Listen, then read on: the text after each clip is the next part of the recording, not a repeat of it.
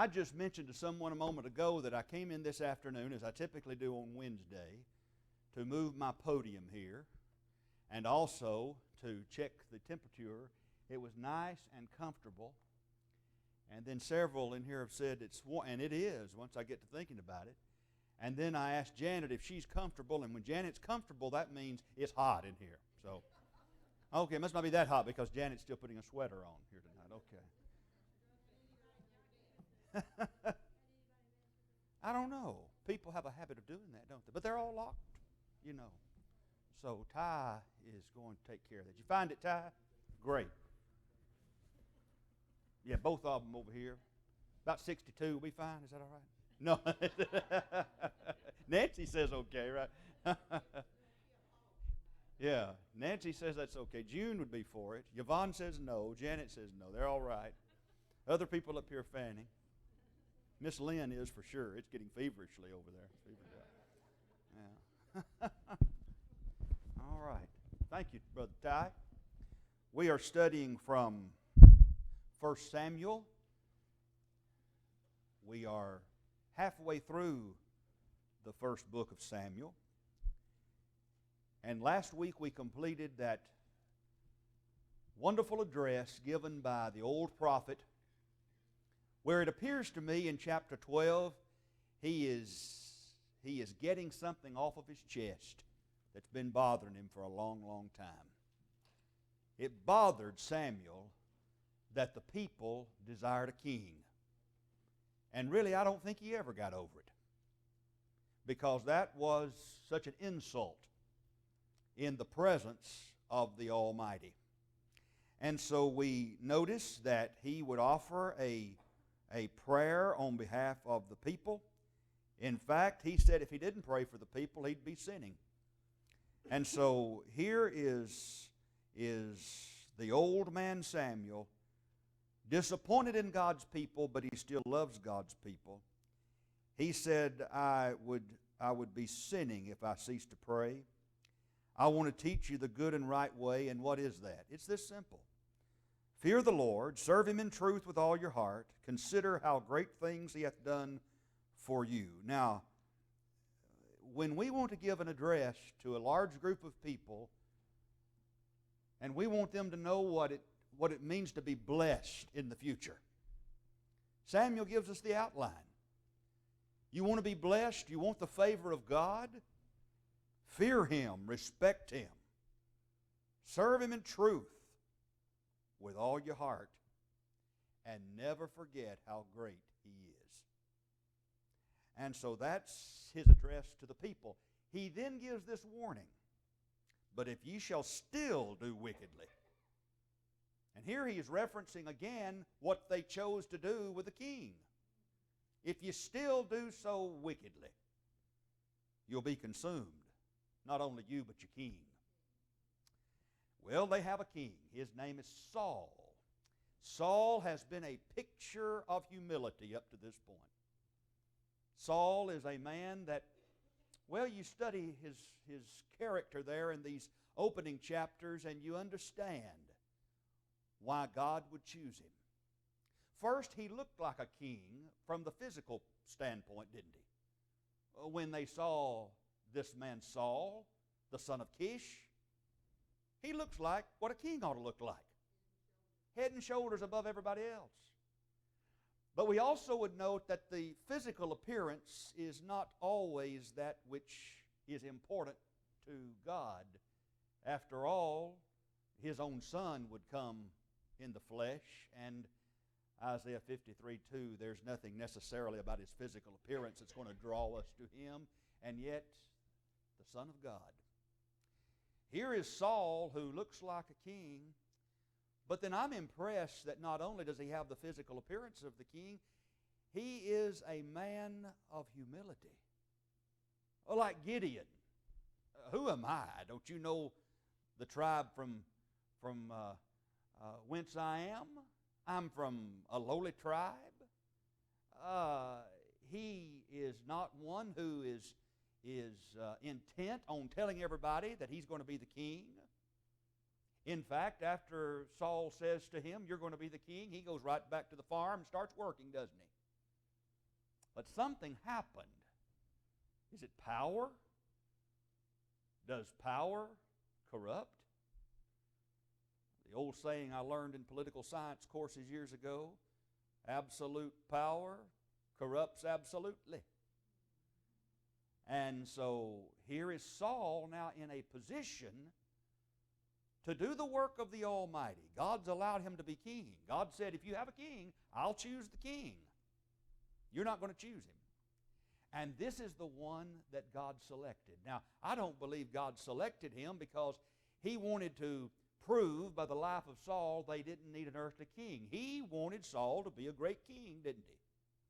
But Saul has the ability to choose whether he's going to be faithful to God or not. And so Saul is going to start making some serious mistakes, and he does so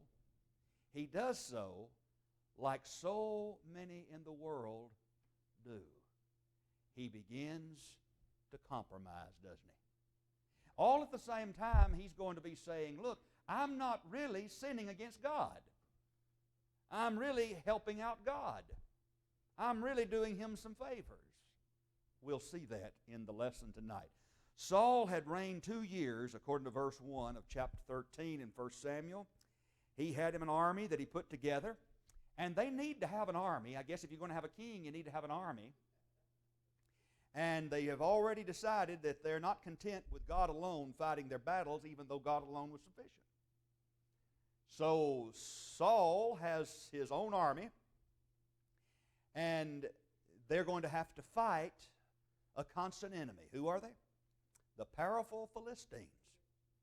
Now, they're going to be fighting with each other all the time that Saul is the king.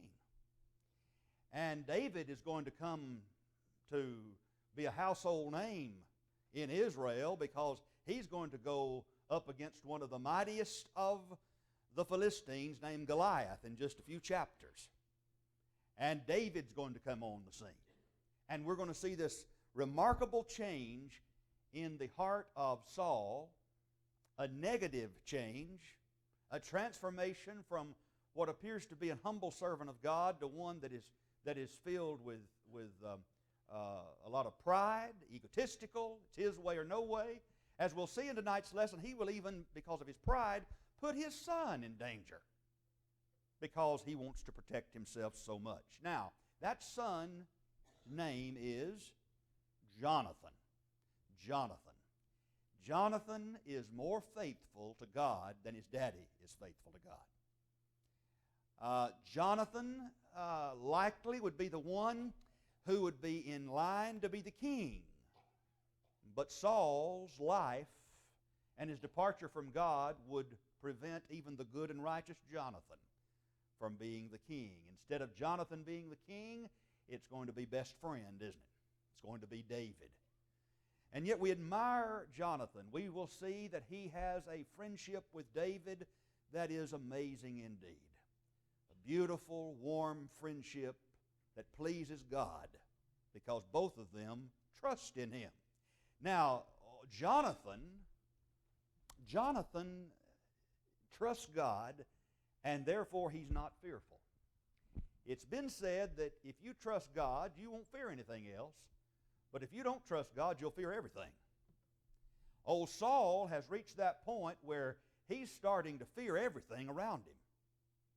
I mean, we'll find that Jonathan would go out and win battles because he had great trust in God. David go kill Goliath because he had great trust in God. Jonathan and David are of like mind. But here is Saul putting together this army, a group of men that can fight for him. And Jonathan starts thinking in terms of, we can go over there to the garrison of the Philistines and we can wipe them out. Now, the only way Jonathan could think that way is the strong faith that he had in God. Now, Jonathan, verse 3, smote the garrison of the Philistines that was in Geba. And the Philistines heard of it. And Saul blew the trumpet throughout all the land, saying, let the Hebrews hear. Well, the garrison or the fort has been attacked, and now the word has gone out to all the Philistines, here's what someone from the Hebrew camp has done. Here is Saul now saying, let the word go forth. We are what? In trouble, because the garrison of the Philistines has been smitten. And verse 4 says that Israel also had an abomination, that Israel also had in abomination with the Philistines. That means they stank to the Philistines. These Philistines had no use for these Israelites whatsoever. And the people come to Saul there in Gilgal, where Saul can be found. The Philistines are ready to fight, and the Philistines are mighty, aren't they? Not only do they have the big army, but we also learn that there wasn't even any blacksmiths over in Israel. They had to rely upon whom? The Philistines, to take care of whatever armor they had, which was usually just a pickaxe or something like that. Because you see, the Philistines, while they were a riotous bunch of people, they weren't dumb. They understood that to overpower the Israelites, what have you got to be? Stronger than the Israelites. Now, if someone doesn't understand that you've got to be militarily more powerful than your enemy, that's just not very smart, is it? And so you have a whole lot of people, they talk about, well, just lay down your weapons. Yeah, if you want to be overcome, you just lay down your weapon. God makes that clear. He doesn't say to Christians, put down your weapon. He says, raise your weapon. What is it? The Word of God. If you're going to fight in the Lord's battle, you better have your weapon. Any battle, you need a weapon. Well, the Philistines were smart. They were powerful. And so therefore, being very skilled in the production of iron, they had all the weapons. So they're not scared of Israel. But if a nation does have God, what is their biggest defense? Their connection to God, their morality. Now, the Israelites have become a fearful nation. Remember, they want a king to be like the nations round about them. What was one of the things they were going to get from a king? The king would lead them into battle. They wanted to see somebody. They wanted to see somebody in the flesh. How many people even today will bow down to a ruler here on earth that would never bend the knee before the King of Kings and the Lord of Lords? And so here is the garrison of the Philistines smitten by Jonathan.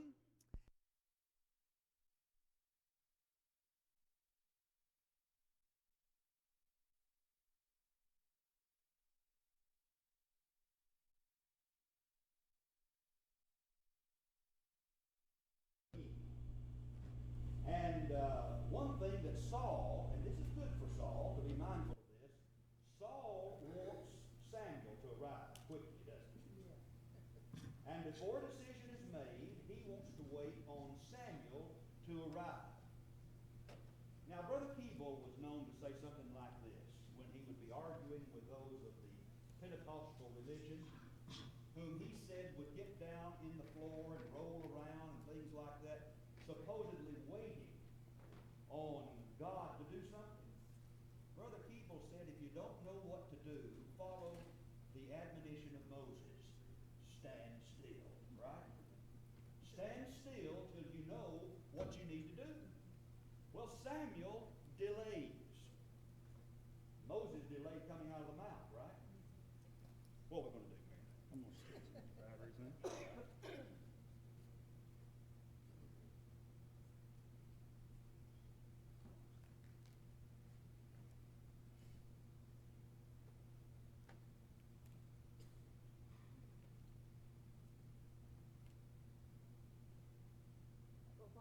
Let's have a moment of silence. Well, he was waiting for Samuel. He wanted burnt offerings to be Because Samuel didn't arrive in time. yeah, so he went ahead and asked. So let's help Samuel out, right?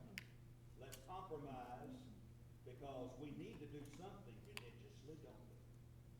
We need to have some kind of special service, even if I'm not authorized to do it. Thank you.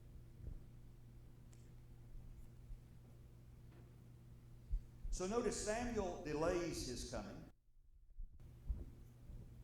And Samuel is God's man. He's the judge of God's people. He can perform the priestly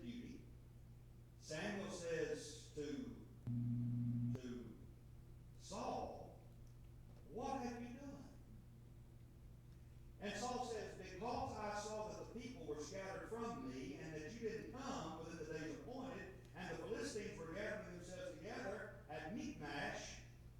Therefore said I, the Philistines will come down now upon me to Gilgal, and I've not made supplication unto the Lord.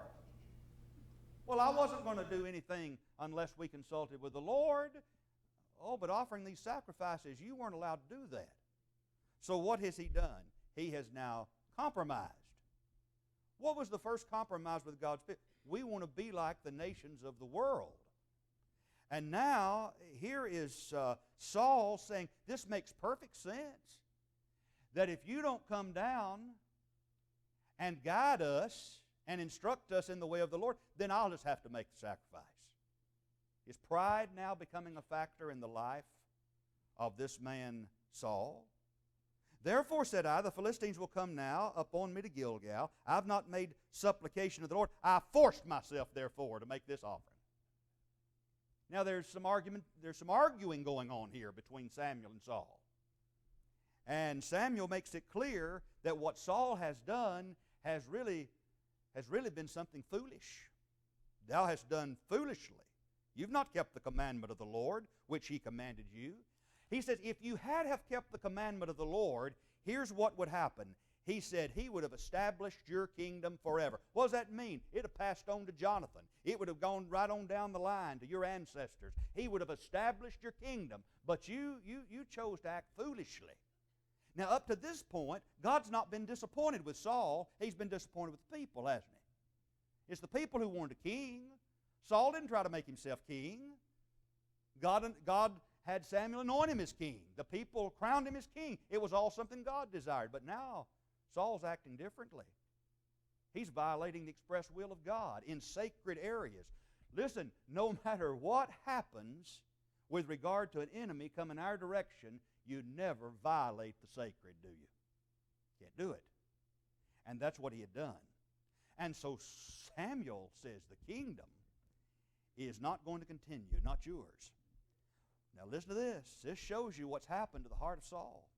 The Lord hath sought him a man after His own heart. Somebody else has already been selected, hasn't he? Already.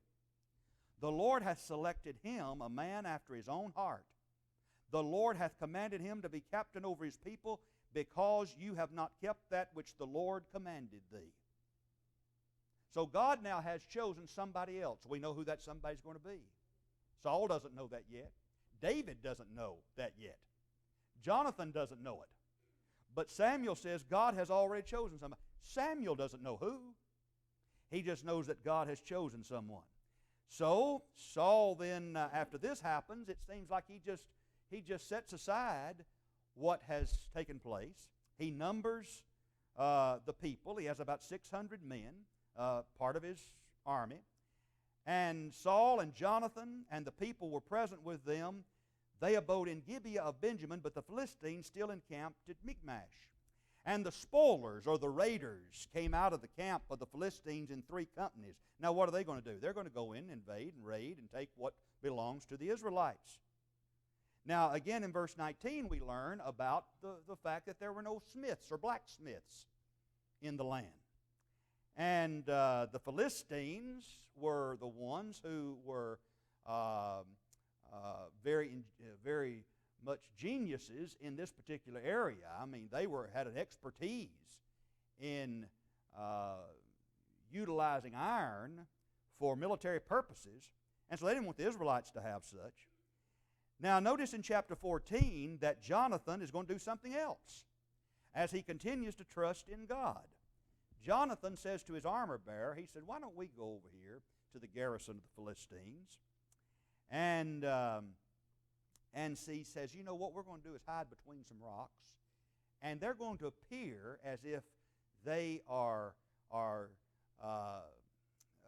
leaving the camp of Israel, and that they're turning their backs on Israel. They're going to give the impression that they have abandoned their company and they're ready to serve the Philistines. That's what they've got in mind. Now, Jonathan is one who has come to the understanding that if he hears the Philistines say, come up here to us, then that means that God's with us. if they want to come down to us, that means something else. And so what do the Philistines do when Jonathan cries out? He says, come on up here. And the armor bearer of Jonathan must have been a great man of faith too. He says, I'll do whatever you want to do. I'll be with you. You just speak the words. I'm going to be with you. Now, Saul knows nothing about this. And so Jonathan said, behold, we'll pass over unto these men, verse 8, and we'll make ourselves known unto them. And then in verse 9, if they say unto us, tarry until we come to you, then we'll stand in our place and will not go to them. But if they say, come up unto us, verse 10, we'll go up. For the Lord hath delivered them into our hand, and this shall be a sign unto us. Now, the Philistines say, come on up, and when that happened, here goes Jonathan and his armor bearer to work. I mean, they cut down 20 just like that. And then the rest of the Israelites observe from a distance what's happening, and now they become very, very frightened because of what has transpired, and they're not sure what really is going on. And verse 16 says, the watchman of Saul in Gibeah of Benjamin looked and said, behold, the multitude melted away. Something's going on with them. And then Saul said to the people, now you said to those that were with him, number the people, number my military men. See who we've got. See who's missing. Who was missing? Jonathan and his armor bearer, right? And so Jonathan and his armor bearer are missing. And the text says that Saul and all the people that were with him assembled. They came to the battle. Behold, every man's sword was against his fellow.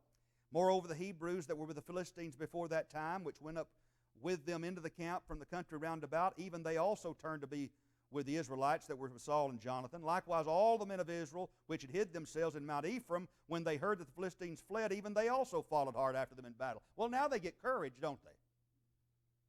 So here's Jonathan expressing true faith in God, going out there and taking care of the battle with God's help. And now that the Israelites see what's happened, they just all go behind Jonathan. Let's just clean up. And so the Lord saved Israel, the text says in verse 23, saved Israel that day, and the battle passed over unto Bethaven. And the men of Israel were distressed that day. What does it mean they were distressed? They were hungry, weren't they? Saul goes from one foolish act to another. First of all, he violated that which was sacred. Then he makes this oath that no man's supposed to eat. No man is supposed to eat until the evening, until the enemies had been defeated. Well, the people were hungry. If you've got people going into battle, does it make sense to starve them?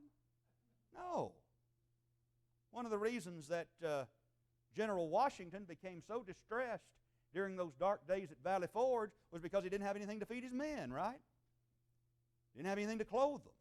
So if you want to have a strong army, they've got to be fed. But Saul's not doing that.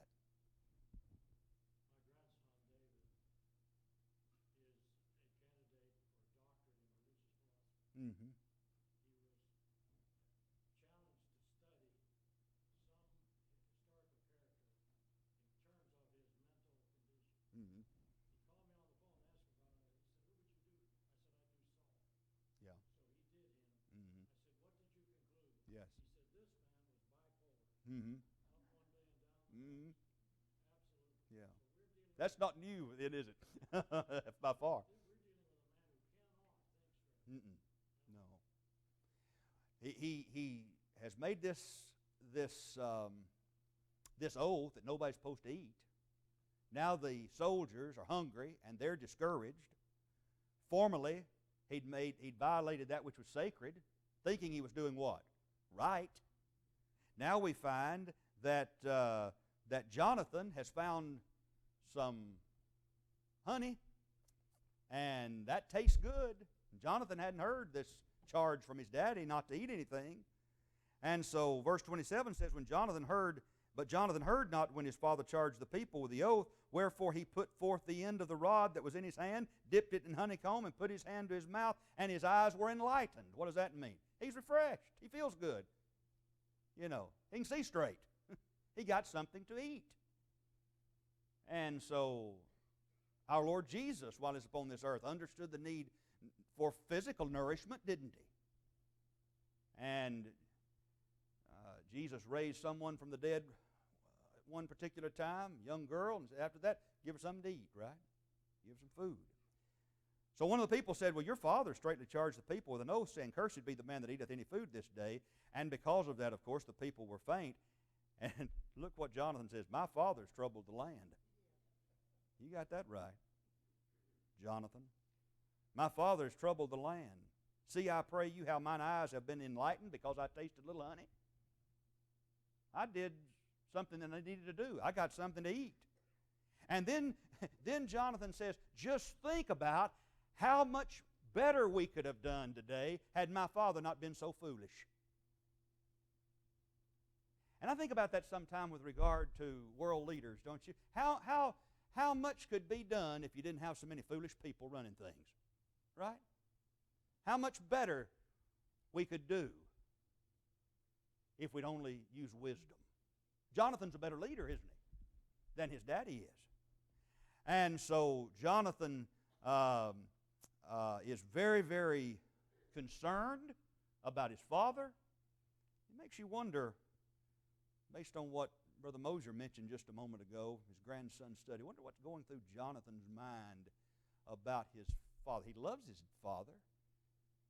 Maybe he's starting to see what we're talking about here. There's changes in my father. I'm concerned about him. Now, here's what happens when you're not allowed to eat what you're supposed to eat. Then they ravage the spoils, don't they? The people flew upon the spoil, took sheep, oxen, calves, and slew them on the ground. And the people did eat them with the blood. That's forbidden. But they're hungry, aren't they? Amazing what they're doing right now because of this oath that Saul had made. And then they told Saul, those close to him, behold, the people sin against the Lord, and they eat with the blood. And he said, well, you've transgressed. Well, yeah, you've transgressed. Look what's happened. They're hungry. Bring me hither every man his ox, every man his sheep, and slay them here and eat. And sin not against the Lord in eating with the blood. And all the people brought every man his ox with him that night, slew them there. Saul built an altar there unto the Lord. The same was the first altar that he built unto the Lord. And then Saul says, let's go down after the Philistines by night and spoil them unto the morning light. And let us not leave a man. Let's draw near to God. And Saul then asked counsel of God. And shall I go down after the Philistines? Wilt thou deliver me into the hand of Israel? That's verse 37. But God answered him not. Now what's happened? God's no longer answering. He must not have really understood or believed what Samuel said. Your days are numbered. You're through. Because God sees the heart of this man that's turned against him. So here is a man named Saul whose heart's not right with God, yet still crying out to God, right? Anybody ever do that? Does people ever do that? Sure.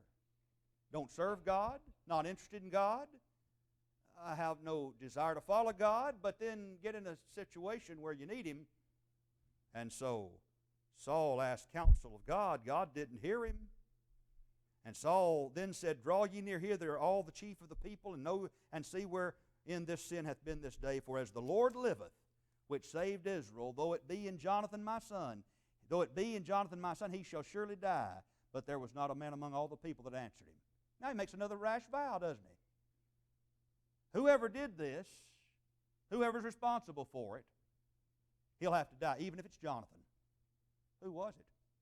Jonathan. Then he said unto all Israel, be ye on one side, and I and Jonathan my son will be on the other side. And the people said unto Saul, do what seems good to you. Well, he's the king. That's what they wanted, so we'll do whatever he says. Saul said, cast lots between me and Jonathan my son. And Jonathan was the one taken. And Saul said to Jonathan, tell me what you've done. And Jonathan told him, said, I did but taste a little honey with the end of the rod that was in my hand, and lo, I must die. Here's what I did. And now, according to what you said, I've got to die. And then Saul says, God do so and more also, for thou shalt surely die, Jonathan. Then who came to his rescue? The people did, right? No, Jonathan's not dying this day, you foolish king. Jonathan's not going to die. It is because of Jonathan that we were victorious. Of course, it was the hand of God who was with Jonathan. But now you start seeing this heart of Saul that's turning against his own son, that will later turn against David. And there's this up and down has already been expressed in his emotions. Saul's got something wrong with him here. And so the people said, shall Jonathan die, the one who's wrought this great salvation in Israel? God forbid. And then Saul went up from fallen Philistines, and the Philistines went to their own place. So that ends that particular segment. So who's still alive? Jonathan's still alive, isn't he? Saul is behaving foolishly. Verse 47 says, Saul took the kingdom over Israel and fought against all his enemies on every side, and they're listed here in this particular passage. Mention is made in verse 49 of the sons of Saul, his wife's name. Again, Kish was the father of Saul, but there's somebody else that comes to prominence here that's a relative of Saul, and who is it? In verse 50, you've got Abner, the captain of his host, Abner. And there was sore war against the Philistines.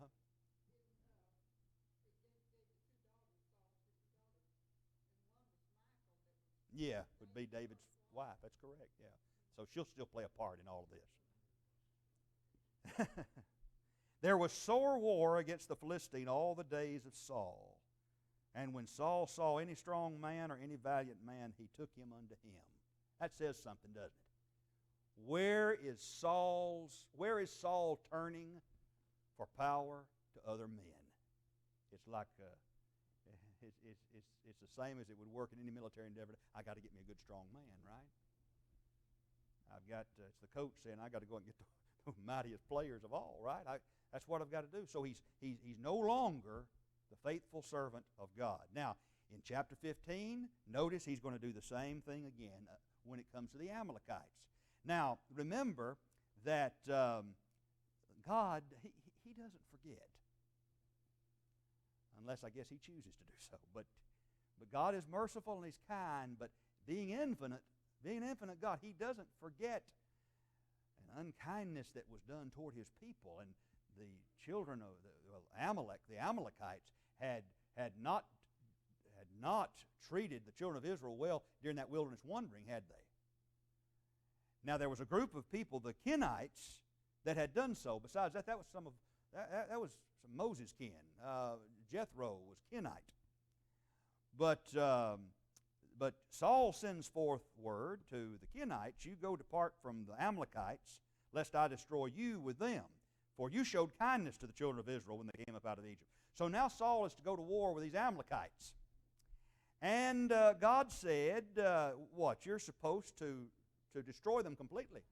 Ahab the king and everybody and all of it, right? Because you see, if you don't destroy all of it, something will be left behind, and later on it's going to come back to haunt you. Would it happen to the children of Israel? Oh yes, they're not through with the Amalekites yet, because Saul disobeyed. And so Saul is gathering all the people together. Verse 4, and they come to a city of Amalek. They laid wait for the enemy. And Saul smote the Amalekites from Havilah until thou comest to Shur, that is over against Egypt. So he takes Agag, the king of the Amalekites, alive. Is that right? Supposed to do that? No. He utterly destroyed all the people with the edge of the sword.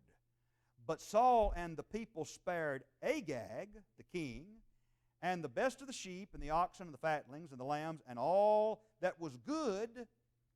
Wouldn't utterly destroy them, but everything that was vile, refuse, they utterly destroyed that. Well, isn't that good of Saul? I mean, he's looking out for the children of Israel. Surely God will be pleased. I was told to kill Agag, but let's bring him back. Let's show what we've done. We've killed all these Amalekites. We've got the king. Let's take what's the best for ourselves. Wait, we'll offer that to God. Thinking foolishly again, isn't he? And it's going to take Samuel once again to set him straight. Then came the word of the Lord unto Samuel, saying, It repenteth me. I regret that I've set up Saul to be king. What does God say? Saul has disappointed me. Brother Winkler put it like this one time. He said, when God created man, He took a divine risk, and man let him down. And God took a risk, divine. I'll give them a king. And the king let him down. And so God says to Samuel, he's turned his back from following me. He's not performed my commandments. And I notice this text in verse 11, there at the latter part of verse 11. It grieved Samuel. You ever had anything, spiritually speaking, that grieved you all through the night? Days on end. When you love Christ and you love the church, you're going to have some days like that. Samuel was grieved, and he cried unto the Lord all night. I love that passage. And then he got up early to meet Saul. He got up because he couldn't sleep, right? He never did go to sleep. Can't you just see the prophet of God lying there weeping, praying, crying out to God over what's happened? He wanted Saul to succeed, didn't he? Because it's the children of Israel. And Saul came to Carmel. That's not to be confused with Mount Carmel of Elijah, but this is over near Hebron. Behold, he set him up a place, and when Samuel rose up early to meet Saul in the morning, it was told Samuel, saying, Saul came to Carmel. Behold, he set him up a place, and is gone about, passed on, gone down to Gilgal. And Samuel came to Saul, and Saul said to, Blessed be thou of the Lord, I performed the commandment of the Lord. Look what I've done. And this is one of the, this is funny. Right? I mean, this will get you, if you listen to this and listen to Samuel. Samuel says, can't you see Samuel? Samuel had pockets, putting his hand in his pocket. He said, what about the bleating of these sheep then? What's that I hear? And the lowing of the oxen. As we used to say when I was a child, moo cows, you know. They moving. I've done what the Lord told me to do. Wait a minute, I hear some sheep bleating. I hear some cows, some oxen lowing. Oh, well, they brought them from the Amalekites because, you see, they spared the best of the sheep and the oxen to sacrifice unto the Lord thy God, and the rest we've utterly destroyed. Well, verse 22, and we'll stop in verse 22. Samuel said, Hath the Lord his great delight in burnt offerings and sacrifices? As in obeying the voice of the Lord? Behold, to obey is better than sacrifice. Hearken than the fat of rams. Rebellion is as the sin of witchcraft. Who's the rebel now? It's Saul. He's on his way out. But he's not going to just walk away, is he? Jonathan and David are going to have some rough days ahead because of this man Saul, who is just behaving foolishly and erratic. And God's watching all of this, but God's will surely will be done.